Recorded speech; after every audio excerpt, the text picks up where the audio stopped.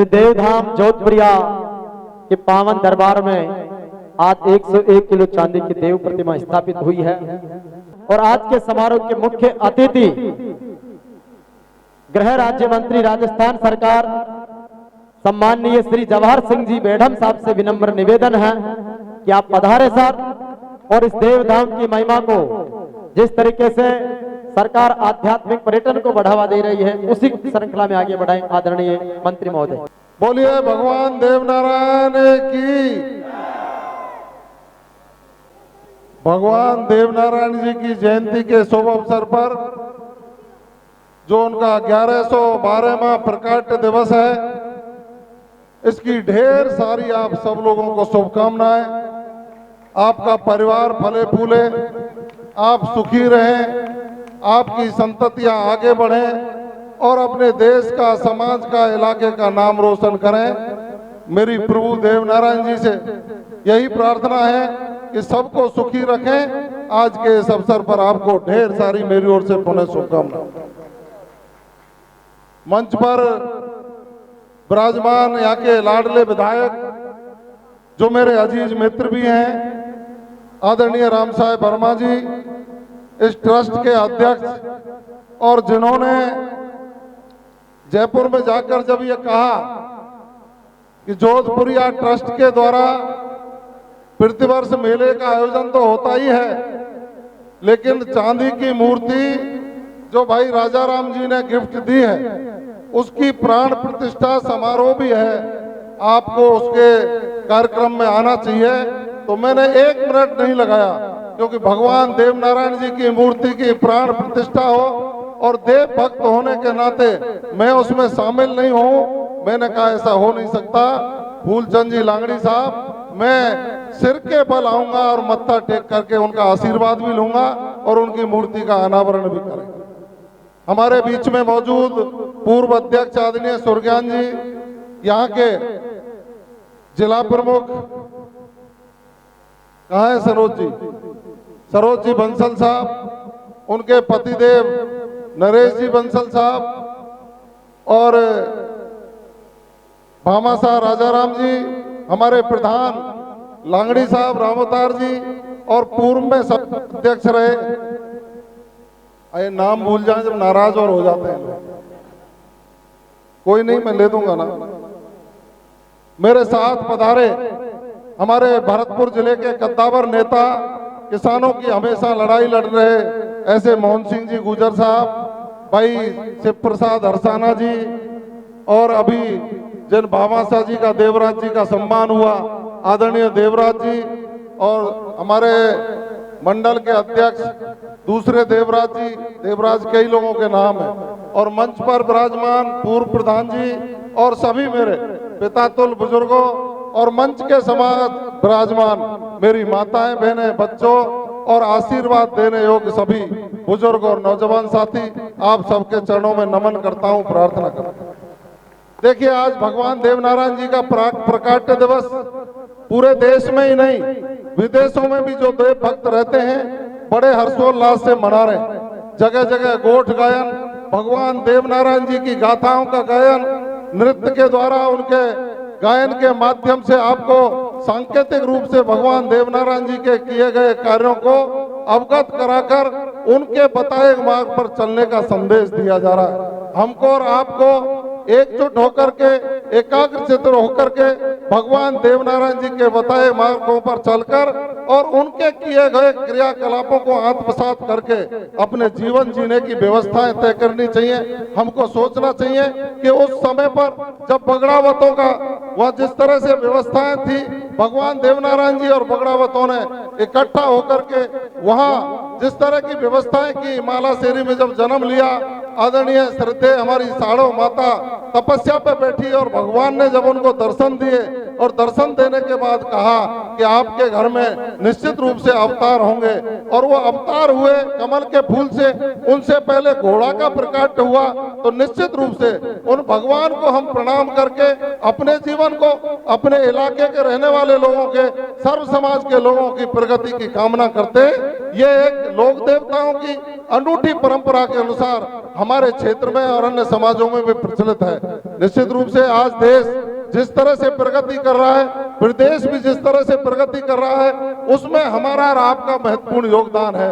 मेरे से पूर्व वक्ताओं ने भी कहा कि हम लोगों ने जिस तरह से मुगल आक्रांताओं से, विदेशी आक्रांताओं से लड़ाई लड़ी, हमारे जो पथ प्रदर्शक थे उन लोगों ने संघर्ष किया, और संघर्ष के बाद जब देश को आजादी मिली, आजादी के बाद जब लोकतांत्रिक सरकारें चुनी गई, उन लोकतांत्रिक सरकारों में आम व्यक्ति के विकास की योजना, शिक्षा का स्तर कैसे होगा, रोड कनेक्टिविटी कैसे होगा, स्वास्थ्य कैसे उनका ठीक रखा जाएगा, उद्योग धंधे स्थापित कैसे होंगे, सबको रोजगार कैसे मिलेगा, हम सब लोग एकजुट होकर अपने विकास की परिकल्पना तय करके जनप्रतिनिधियों के हाथ में सौंपकर इस देश की सरकारें हमारे और आपके विकास की योजनाएं बना करके प्रतिपादित करके उसको आगे बढ़ाने का काम करेंगी। आज देश को आजाद हुए 78 साल हो गए। 78 साल के इस काल में निश्चित रूप से हम यदि अध्ययन करेंगे, चिंतन करेंगे, तो ये पाएंगे कि जिस तरह से अन्य समाजों ने प्रगति की, हमारा समाज उससे अछूता रहा है। हम उस दौड़ में पीछे रहे, और पीछे रहने का कारण यही रहा, स्वाभिमानी लोग हैं, अपने स्वाभिमान की रक्षा के लिए कुछ भी करने के लिए तैयार रहते हैं, देशभक्त हैं, हमेशा विश्वास में रह करके लोगों के साथ खड़े होकर के काम करते हैं। लेकिन सोचा नहीं गया तो हमारे लोग पहाड़ पत्थरों में रहकर बकरी पालन करके, पशु पालन करके, दूसरी व्यवस्थाओं से कृषि का धंधा करके अपना जीविकोपार्जन करते रहे। मैं तो सलाम करूंगा, प्रणाम करूंगा और उनके चरणों में नतमस्तक होऊंगा।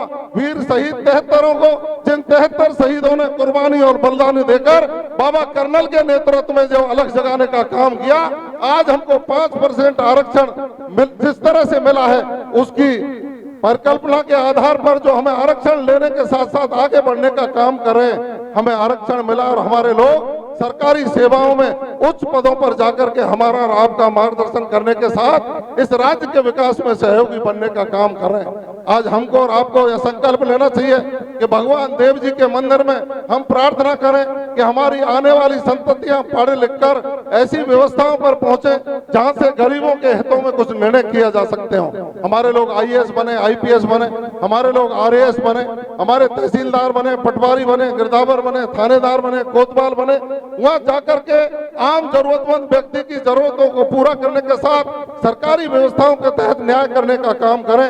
आज भगवान देवनारायण जी से मैं प्रार्थना करूंगा, हे भगवान देवनारायण, ये स्वाभिमानी कौम जो देश की सीमाओं की रक्षा के लिए कुर्बानी देती हो, जो अन्याय के खिलाफ लड़ने के लिए हमेशा तत्पर रहती हो, जो अभाव की जिंदगी जीकर में भी अपने स्वाभिमान की रक्षा करती हो, इनकी आने वाली संततियों पर कृपा बनाए रखना, जो इस देश के विकास में और जब 2047 में देश विकसित देशों की श्रेणी में आएगा, उसमें इस समाज की भी अहम भूमिका हो, ऐसा आशीर्वाद आपके लेकर के हम जाना चाहेंगे। निश्चित रूप से मैं धन्यवाद दूंगा भामाशाहों को, जिन्होंने यहाँ इस तरह की मूर्ति की स्थापना करके संदेश देने का काम किया है। मैं आपके बीच में निवेदन करूंगा, कल हम मालाशेरी डूंगरी थे और आपको ध्यान होगा आज से ठीक 1 वर्ष पहले देश के प्रधानमंत्री और विश्व के सबसे बड़े ताकतवर नेता आदरणीय नरेंद्र मोदी साहब 1111वें जन्मोत्सव के अवसर पर मालाशेरी डूंगरी में पधारे थे। ये देश के आजादी के इतिहास में पहली घटना जब देश का प्रधानमंत्री और वो भी विश्व का सबसे बड़ा ताकतवर नेता किसी लोक देवता के दर्शन करने के लिए आए। हमारे और आपके लोक देवता के दर्शन के बाद उन्होंने कहा कि मैं प्रधानमंत्री के रूप में नहीं, मैं एक देव भक्त के रूप में दर्शन करने के लिए आया हूँ। ये आपके और हमारे लोक देवता के उनका मान सम्मान और उनकी ख्याति बढ़ाने का काम था। पिछले 1 वर्ष में जिस तरह की कार्रवाइयां हुई, आपको मैं साधुवाद और धन्यवाद दूंगा और आप भी आभार व्यक्त करिए प्रदेश के मुख्यमंत्री जी का, आप भी आभार व्यक्त करिए देश के प्रधानमंत्री जी का। कल हम जब 15 तारीख को वहां गए, केंद्रीय संस्कृति मंत्री आदरणीय अर्जुन जी मेघवाल साहब और मुझे भी वहां जाने का सौभाग्य प्राप्त हुआ। हमने सैकड़ों करोड़ की परियोजनाओं का शिलान्यास करके एक संदेश देने का काम किया है कि प्रसाद योजना जो भारत सरकार के माध्यम से चलाई जाती है, उसमें गढ़गोठा का सवाई भोज मंदिर, हमारे मौला शेरी डूंगरी, साड़ू माता की बावड़ी, बरनगर, इन 5 स्थानों का पहले चरण में समेकित विकास करके हम संदेश देने का काम करें, क्योंकि भारत की सरकार विरासत संरक्षण का काम करती है, भारत की सरकार भारतीय संस्कृति के संरक्षण की बात करती है। हम सनातन संस्कृति के मानने वाले लोगों को ये आत्मसात करके संकल्प लेना चाहिए कि हमारी संस्कृति की रक्षा करेंगे और संस्कृति की रक्षा करेंगे तभी भारत मजबूत होगा। भारत मजबूत होगा तो निश्चित रूप से हम लोग मजबूत होंगे, तब भारत की मजबूती की बात होगी। संस्कृति का संरक्षण, विरासत का संरक्षण हमारी सोच में है, उसको आगे बढ़ाने का काम कर रहे हैं। जिस तरह से युवा साथी आज दिशा भटक करके नशे की प्रवृत्ति की ओर जाते हैं, युवा साथियों का ध्यान दूसरी ओर भटकता है। हमें संकल्प लेना चाहिए ऐसे अवसर पर कि हम दिशाहीन लोगों को मुख्य धारा में लाने के लिए काम करेंगे, समाज के ट्रस्ट काम करेंगे। मुझे अच्छी बात लगी हमारे जोधपुरिया ट्रस्ट के अध्यक्ष जी ने जब कान में कहा, एक कागज भी मुझे दिया कि यहाँ एक महाविद्यालय खोलने की उनकी योजना बन रही है, सरकारी व्यवस्थाओं से भी महाविद्यालय खोले। अच्छी सोच कि हमारे बच्चे पढ़ लिख कर उन महाविद्यालयों में इस प्रदेश को और देश की दिशा देने में अपनी भूमिका सुनिश्चित कर सकेंगे। हम इस देश में जीते हैं जिसमें भगवान श्री राम ने जन्म लिया। भगवान श्री राम ने जन्म लेकर के इस देश को नहीं पूरे संसार को दिशा देने का काम लिया, लेकिन उस भाई का भी हमको ध्यान रखना चाहिए। भरत जैसा भाई पैदा हुआ जो पारिवारिक परिस्थितियों के कारण भगवान राम को जब विदेश में वनवास में जाना पड़ा तो उनकी कई माँ ने सोचा था कि भरत को राजगद्दी मिल जाएगी और ये वनवास में चला जाएगा, लेकिन हमने साधुवाद देना चाहिए, आभार व्यक्त करना चाहिए, नतमस्तक होना चाहिए भरत जैसे भाई को, जिन्होंने 14 वर्ष तक उनके खड़ामुओं की पूजा की और सिंहासन की ओर आंख उठा करके नहीं देखी।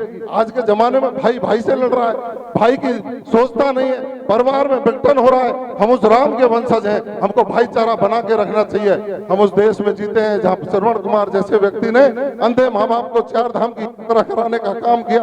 हम नौजवान साथियों से कहना चाहूंगा कि आप लोग 2 पैसे की नौकरी लग जाते हैं और माँ बाप को वृद्धाश्रम में छोड़ने को मजबूर हो जाते हैं, नई बहुएं आकर के अलग रहने की बात करती हैं। इन व्यवस्थाओं को हमको सुधारना होगा। हमें उन माँ बाप ने पैदा किया जो खुद गीले में सोए, हमको सूप में सुलाया। उस बाप ने पढ़ाई कराई जो एक वक्त की रोटी खा करके हमें पढ़ने के लिए जयपुर भेजता है, हमें ट्यूशन पढ़ाता है, हमें कोचिंग कराता है। नौकरी लगने के बाद हम श्रवण कुमार की बात को भूल जाते हैं और पारिवारिक विघटन करके अब कहाँ है, बेटा कहाँ रहता है, बहू कहाँ रहती है, इसकी ओर नहीं ध्यान देते। इसलिए श्रवण कुमार के देश में वृद्धाश्रम की जो प्रकृति है वो खत्म हो, बुजुर्गों का सम्मान करें, चरण छुए, अभिनंदन करें, अभिवादन करें, क्योंकि ये देश वेदों पुराणों ऋषियों मुनियों की परंपराओं से बना है। उन परंपराओं को आत्मसात करके हमको देश के निर्माण में अपनी भागीदारी सुनिश्चित करनी चाहिए। हम उस देश में जीते हैं जहाँ पन्ना धाय जैसी वीरांगना ने जन्म लिया, स्वामी भक्ति की पराकाष्ठा, जिसने अपने स्वामी का वंश की रक्षा करने के लिए अपने चंदन का बलिदान देना स्वीकार कर लिया, लेकिन स्वामी के साथ धोखा नहीं किया। इतनी स्वाभिमानी कौम के रहने वाले लोगों को देवनारायण की जयंती पर निश्चित रूप से संकल्प लेना चाहिए और आभार व्यक्त करना चाहिए उन लोगों को जो हमारे तीर्थ स्थलों के विकास के लिए कुछ दान देते हैं, सरकारें कुछ करने का काम करती हैं। हमको भी एकजुट होकर के कुछ न कुछ कर देना चाहिए, ये संकल्प हमको लेके जाना चाहिए। आज जिस तरह से लेखानुदान मांगे पारित हुई, मंच पर बैठे सब लोगों को पता है 20 मंदिरों के विकास के लिए जब वहां प्रावधान रखा गया तो हमें खुशी होती है। भगवान देवनारायण जी के मंदिर का भी उसमें स्थान आया और 300 करोड़ रुपए जब खर्च होगा तो हमारा हिस्सा भी उसमें होगा और भगवान देवनारायण जी के मंदिर का विकास। हम सब लोग लगे, हम राजनीतिक व्यक्ति हैं, किसी भी दल में काम करें, लेकिन हमारा मूल है, हम आपके हैं, आप हमारे हो। हम आपस में मिलकर के अपनी विकास योजना कराएंगे और विकास योजना संचालित करेंगे तो प्रदेश के मुख्यमंत्री जी बहुत सहृदय हैं, बहुत शालीन हैं, वो विकास की योजनाओं को लागू करने के लिए चर्चा करते हैं। निश्चित रूप से देवधाम जोधपुरिया में भी बहुत विकास होना चाहिए। अभी मैं राम साहेब वर्मा जी का घोषणा सुन रहा था। राम साहेब वर्मा जी ने कहा कि इस वर्ष में 11 लाख दूंगा और अगली बार भी कुछ न कुछ दूंगा। ऐसे नहीं, राम साहेब जी आप पूरे 5 वर्ष हर वर्ष 11 लाख रुपया देंगे। बजाय ताली। अब उसकी विकास योजना है, यहाँ क्या विकास होना चाहिए वो ट्रस्ट तय करेगा, यहाँ के जिम्मेदार लोग तय करेंगे। 51 यानी कि 55 लाख रुपया विधायक निधि से इस देवधाम जोधपुरिया के विकास के लिए आपको 5 साल में मिले। मुझे बताया गया कि यहाँ कॉरिडोर बनना चाहिए, तो आपको जो मैं सूचना दे रहा था, माननीय प्रधानमंत्री जी का कल संदेश आया और संदेश पढ़कर के मालाशेरी डूंगरी पर केंद्रीय मंत्री अर्जुन राम मेघवाल जी ने सुनाया। उस संदेश में बहुत कुछ है, आपके मोबाइलों पे वायरल भी हो रहा होगा। आप चाहेंगे तो यहां भी पढ़ के ट्रस्ट के अध्यक्ष जी उसको सुना देंगे। उन्होंने भगवान देवनारायण जी की जयंती पर शुभकामनाएं देने के साथ ये कहा है कि प्रसाद योजना में भगवान देवनारायण जी के जो भी स्थान हैं, जहां जहां महत्वपूर्ण ऐतिहासिक पौराणिक उनकी व्यवस्थाएं, उनकी लेखनियां हैं, उनका समेकित विकास करने का काम भारत की सरकार प्रसाद योजना में करेगी।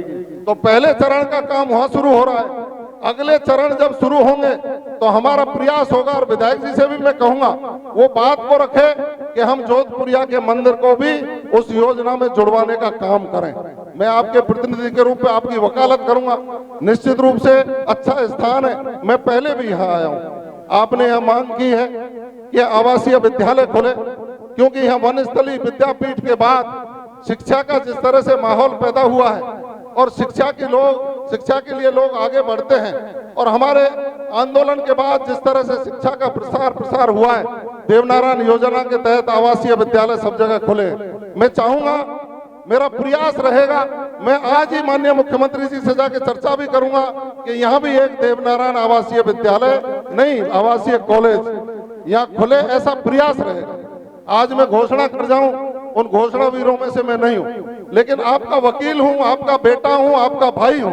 आपकी बात को सरकार में रख करके देवनारायण जी से प्रार्थना करता हूं, हे भगवान देवनारायण, ऐसा आशीर्वाद देना कि इन बुजुर्गों के चरणों की धूल को माथे से लगाकर यह मंच पर जो कुछ कहें उसकी पूर्ति हो जाए। आपने कहा कि चांदी की मूर्ति लगी है, एक रखवाली के लिए पुलिस वाला लग जाए। अब एक बात बताओ, गुजर ये कहें कि रखवाली के लिए पुलिस लग जाए तो फिर ये कैसे होगा भाई। फिर भी मैंने अभी बैठे बैठे एसपी से बात करी, मैंने वो पढ़ के, चौकी तो यहाँ जोधपुरिया में है, लेकिन ट्रस्ट के अध्यक्ष जी मेरी बात हो गई है, और रात के समय में वो गार्ड के रूप में एक आदमी यहाँ भेज दिया करेंगे, जब भी आओ ज्यादा की जरूरत पड़े ज्यादा ही करेंगे, कोई दिक्कत नहीं। मेला ग्राउंड की भूमि आरक्षित करने के लिए विधायक जी, ये ट्रस्ट बिल्कुल यहाँ लक्खी मेला लगता है और कई दिन चलता है। मेरे क्षेत्र के लोग भी, नगर विधानसभा के क्षेत्र के लोग भी यहाँ झंडा लेकर के आते हैं ना, यहाँ झंडा लेकर के आते हैं नगर विधानसभा के लोग, और बहुत भीड़ रहती है। आपसे तो मैं ये कहूंगा कि जो भी जमीन यहाँ है, जो भी जमीन यहाँ है, ये जो विधायक है वो तो कान पकड़ी छाड़ी की तरह से हैं। जब चाहे जब गुर्जर समाज पकड़ लेगा मेरे को, अगर मुझे स्थायी यहाँ रहना है तो, इसलिए मुझे तो कोई दिक्कत नहीं है। जो भाई साहब कह रहे हैं वो सारे काम होंगे, आप बिल्कुल निश्चिंत रहें। जो प्रपोजल विधायक जी और ट्रस्ट के अध्यक्ष जी बात कर लेंगे, ग्राम पंचायत उसका प्रपोजल भिजवाएगी, मैं कलेक्टर से और राज्य सरकार में बात करके वो काम आगे यहाँ से आगे बढ़ा दोगे तो ऊपर मैं उसको संभाल लूंगा, कोई चिंता की बात नहीं। एक अस्पताल खुलवाने वाली बात है, तो वो कह ही दी थी, इनकी मंशा है कि यहाँ अस्पताल खुले, तो विधायक जी उसको आगे बढ़ाएंगे तो विधानसभा में मैं फिर 2 कदम इनसे आगे निश्चित रूप से कूदूंगा। अतिक्रमण मुक्त ये महत्वपूर्ण विषय है। मैंने कलेक्टर से बात की थी उस दिन, लांगड़ी जी ने और लोगों ने मुझे बताया था कि यार कुछ लोगों ने अतिक्रमण कर रखा है। मैं अतिक्रमणियों से भी निवेदन करूंगा कि भले काम के और धर्म के काम के लिए आप अतिक्रमण को छोड़ दें, अन्यथा अतिक्रमण को हटवाया जाएगा, आप निश्चिंत रहिए। एक मैं निवेदन करूं आपसे इस मौके पे, अगली बार जो मेला इस दिन लगेगा उस दिन सीएम साहब को आप लेके आएंगे, क्योंकि आपके मित्र हैं वो परम मित्र, देखिए, ऐसी जनता की मांग है। मैंने आपको CM कहा, साहब एक बार यहाँ आ जाएंगे तो इसका उद्धार हो जाएगा। मुख्यमंत्री जी सहृदय हैं और सनातन संस्कृति को मानने वाले लोग हैं, आध्यात्मिक हैं। उनका मन रहता है कि मैं मंदिर देवालयों पे जाऊं। मैं आपको एक संस्मरण सुना देता हूं छोटा सा। वो चुनाव लड़ रहे थे सांगानेर से, मैं लड़ रहा था नगर से। अब नगर गोवर्धन जी के बिल्कुल बगल में और सांगानेर जयपुर में है। लेकिन हम पिछले 28-30 साल से साथ साथ हैं, तो गोवर्धन जी के दर्शन अक्सर साथ साथ करते रहे। बीच चुनाव में मेरा मन किया कि मैं गिरिराज जी के दर्शन करूं, श्रीनाथ जी के। मैं मेरी ड्राइवर गाड़ी को ले गया, फिर चारक अलग घूमते रहे, मैं चला। और मैं जब मंदिर में घुसा तो आदरणीय भजनलाल शर्मा जी मंदिर में मुझे खड़े मिले। तो वो सांगानेर से गए, कोई बात नहीं हुई टेलीफोन पर मुझे आना है, तुझे आना है, क्या है। लेकिन उनकी जो आस्था है कि सांगानेर में चुनाव प्रचार को छोड़कर गोवर्धन जी के दर्शन करने वो चले गए। और सौभाग्य मेरा था, मैं भी उसी समय आ गया। तो मैं जो कह रहा था कि वो सौभाग्य, हमें सौभाग्य प्राप्त हुआ है कि ऐसे आध्यात्मिक प्रवृत्ति के मुख्यमंत्री बने हैं। आपके इस मंदिर के विकास के लिए जो जो कमियां होंगी ना, उन सारी कमियों को पूरा करने का काम हम दोनों तो जनप्रतिनिधि और एक ट्रस्ट के पूरे लोग करेंगे। आप तो निश्चिंत रहिए। राम राम साहब, जय हिंद, जय भारत। बोलिए देवनारायण भगवान की।